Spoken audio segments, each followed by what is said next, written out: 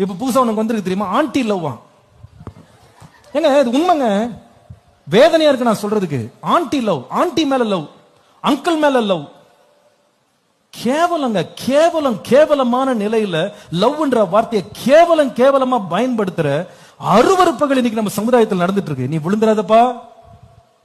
ஆணும் பெண்ணும் அவலட்சணமான கிரியைகளை செய்யறதுக்கு, அருவருப்புகளை வெட்ட வெளிச்சத்துல பெருமையா பேசிட்டு சுத்திட்டு கேவலமான ஒரு வாழ்க்கை வாழ்ந்து கொண்டிருக்கிற ஒரு சமுதாயத்தின் நடுவில் வாழ்றோம். நாம எச்சரிப்பா இருக்கணும். சபை கண்டிக்காம வேற யாரும் கண்டிக்க போறதில்லை. இத வாலிப பிள்ளையே, உன் ஃப்ரெண்ட் அப்படி போயிட்டு இருப்பான், பக்கத்துல போய் சேர்ந்துடாத, கேர்ஃபுல் ஆயிரு, உன்னை நீ காத்துக்கொள். இன்னைக்கு எந்த கட்டுக்கோப்பம் இல்லாம அன்புன்ற பேர்ல I love I love I love. என்ன லவ்? அந்த அன்பு உன்னை பரிசுத்தப்படுத்தியிருக்கா? Have you been pure?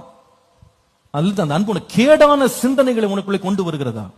அருவருப்பான சிந்தனைகளை உனக்குள்ளே கொண்டு வருகிறதா? அவலட்சணமான சிந்தனைகளை உனக்குள்ளே கொண்டு வருகிறதா? சிந்தித்து பார். உன் கண்ணின் காட்சிகளை பற்றி கேர்ஃபுல்லா இரு.